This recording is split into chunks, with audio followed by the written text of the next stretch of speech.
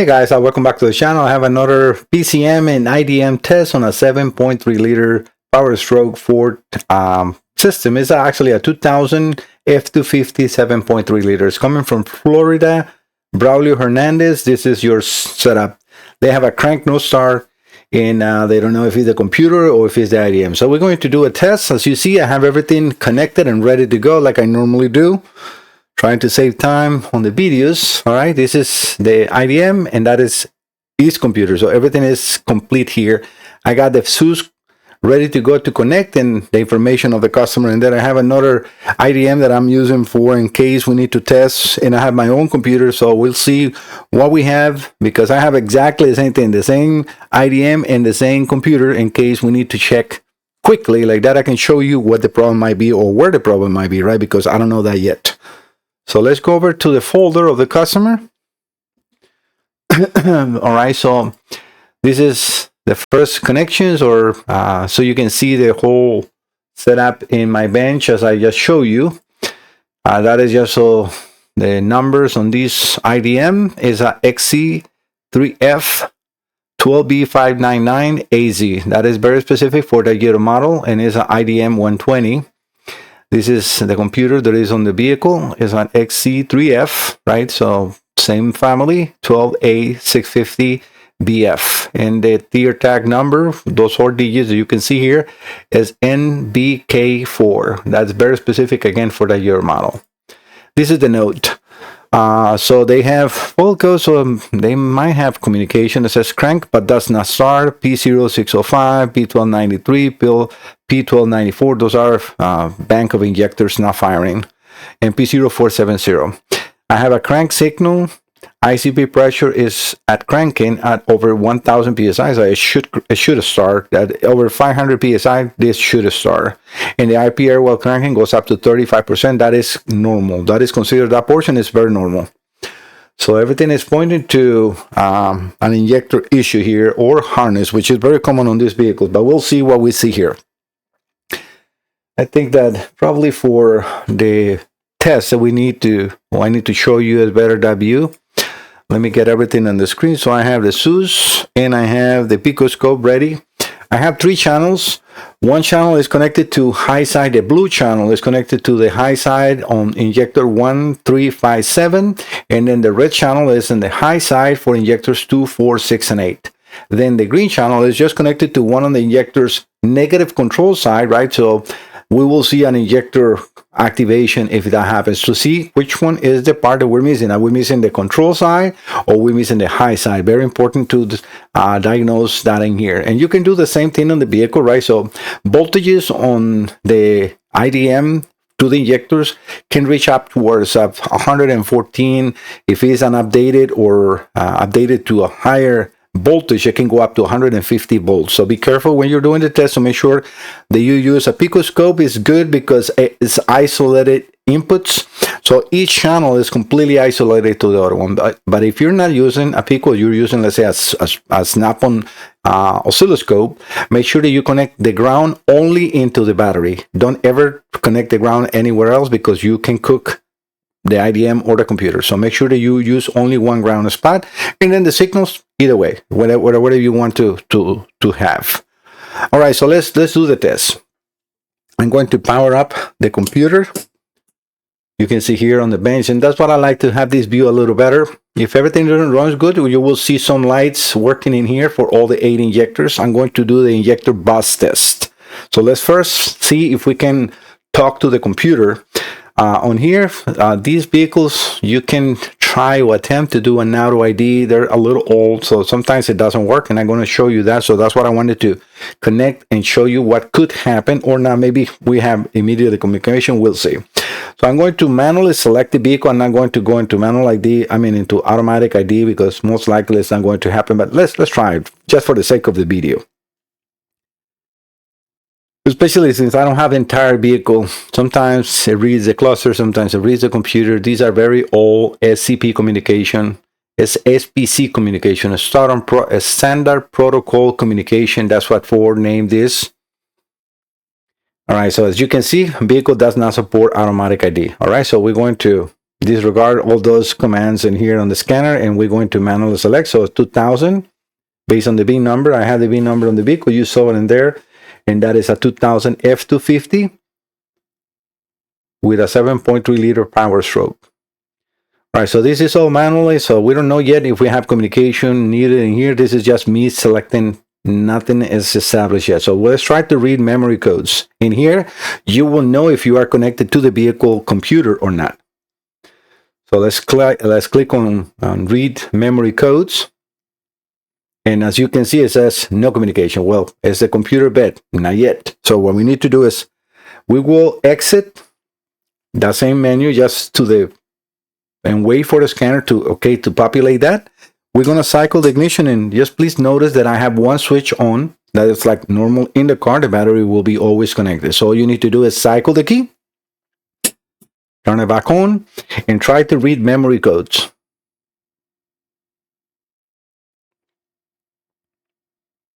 And now we have communication. So this computer is talking. So we have no issues in there. I'm going to disregard all the fault codes in there because those are computer sensors and so on. So we're going to go now back one more, and we're going to go into functional tests.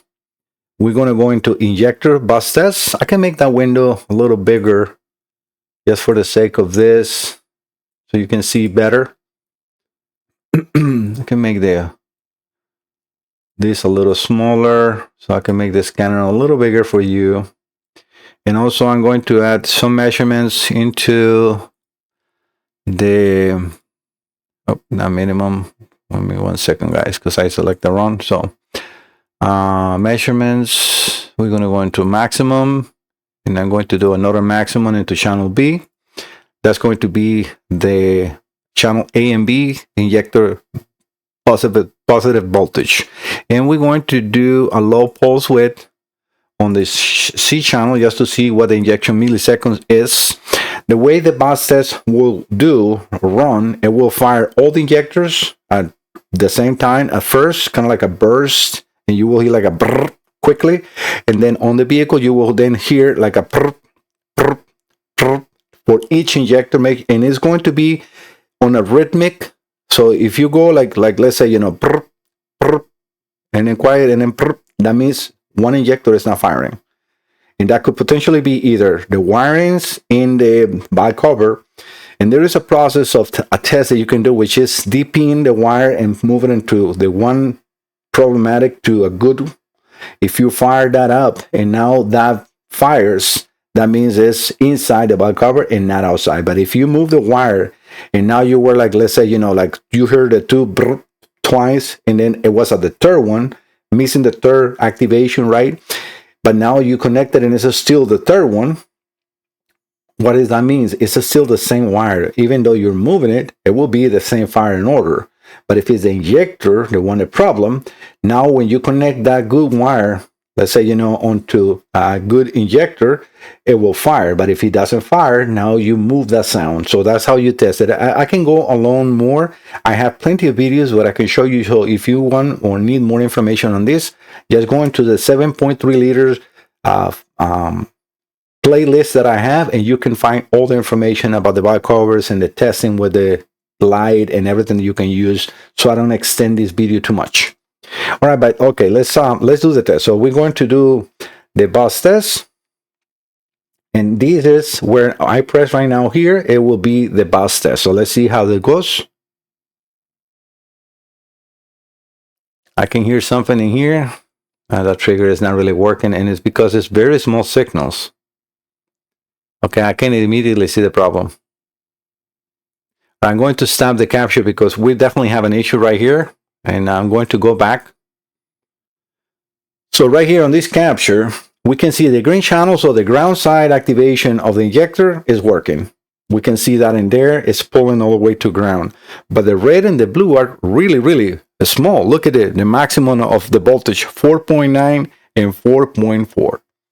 Of course, that's not going to be able to pull the injectors open because it needs 114 volts.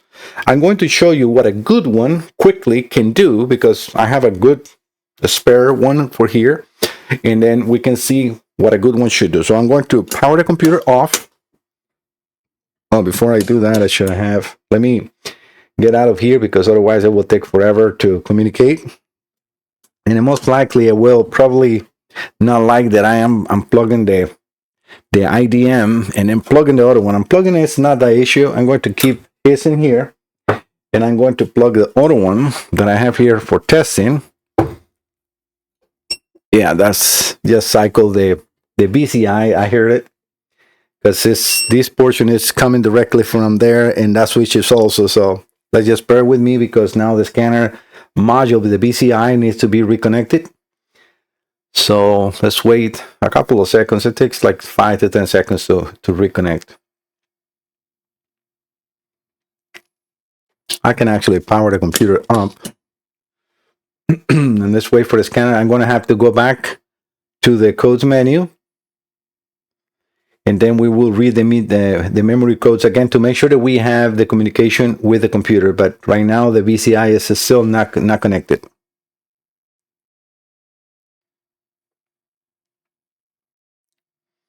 Just to see, you know, because in here I will be doing the test for both. If I now with his computer, Braulio's computer, I can do the test, which I think it will, because all the signals are there. It's just the high side is not pulling up to the voltage that is required, which is telling me that we have definitely a problem with the IBM. And also, please, Braulio and anyone that is seeing this video, when you send components, computers, please don't send me brackets. This will just make a bulk and very hard for me to pack it up. Plus this extra weight we are paying for, you are paying for to get back to you. I usually cover the going back to the customers when I see things like this. I'm sorry, but you're going to have to pay for it because this is extra weight that it shouldn't be here. Just so you please take that in consideration. I always also request, please try to clean the modules as much as you can because this is a lab, not a mechanic shop. All right, guys. Okay, we are back in business, connected to the scanner.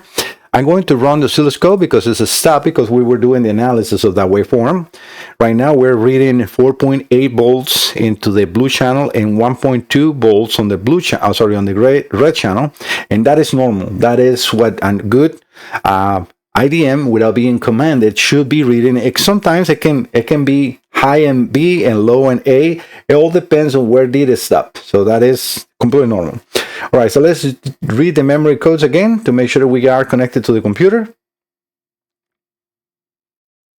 Okay, so you see, we lost communication. So all I need to do is exit here and cycle the key, but make sure that we wait for the scanner to finish whatever it's doing. Okay, again, just cycle the ignition one more time.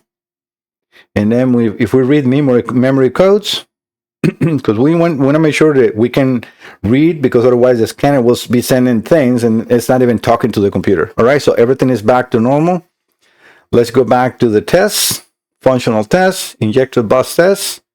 We're running on the oscilloscope, and let's run the injector bus test.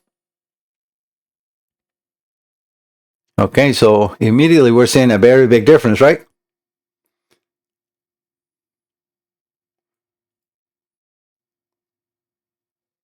Shouldn't have that trigger.